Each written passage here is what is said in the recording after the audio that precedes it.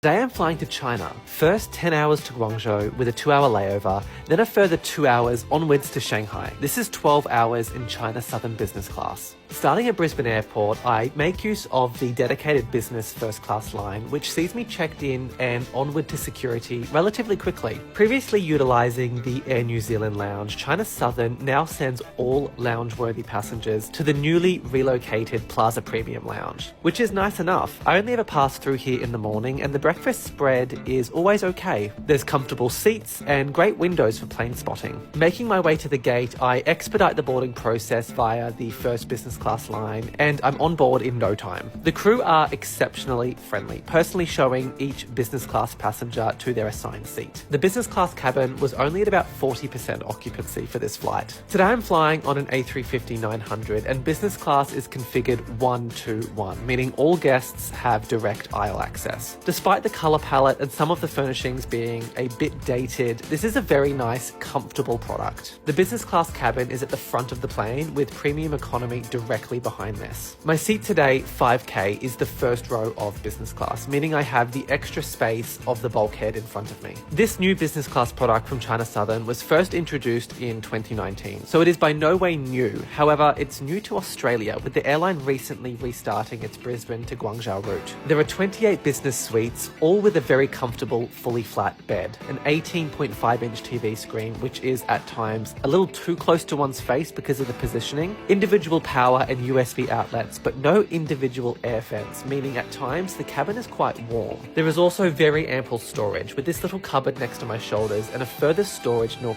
down by my feet. There was a pre-departure drink and a hot towel service. Orders for lunch and dinner were taken, and then it was time to fly. An interesting note is that Chinese Airlines have quote-unquote police officers patrolling each flight. Up in the air, I play around with the in-flight entertainment, which does have a pretty good selection of Western content. The screen itself is very responsive and works perfectly.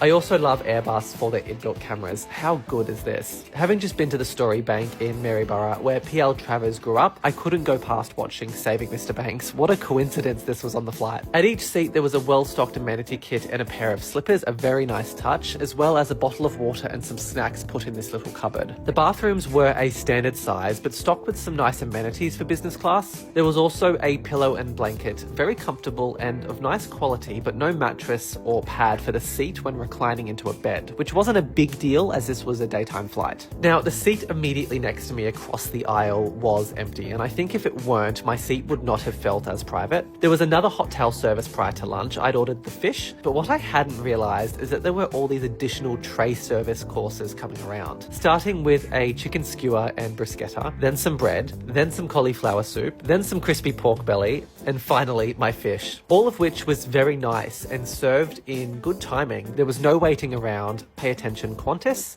All finished with some fruit and ice cream. Once this smorgasbord was complete, there was about 6 hours to go. I got a bit more comfortable and watched some more films. The lights were dimmed almost immediately after takeoff, meaning the cabin was very dark for the duration of the flight. Despite trying to get some sleep, I couldn't, so instead I went for a bit of a walk to stretch my legs. I tested out the seat reclining into bed mode, which was very spacious considering I'm 6'2", although a bit firm as a result of the lack of a mattress. But the foot space was plentiful. At about 2 hours to go, the setting for dinner was presented. This was a more pared back service with the food delivered on a tray, but still with the same amount of courses. I had ordered the chicken, but between that, there was also a chicken starter and a mushroom soup, all of which was very nice. As we were coming in for landing, the cabin lights changed to this rainbow pride rendition, which was very colourful. Flying over Hong Kong, it was incredible to see the skyline so closely from above. And then we were landing into Guangzhou, China. Now, despite the plane being connected to an aerobridge that was connected to the airport, we still climbed down some stairs from the aerobridge and boarded a bus. There was preferential service for business class, which was great. I now have 2 hours here before getting on my connecting flight to Shanghai. Follow for part 2.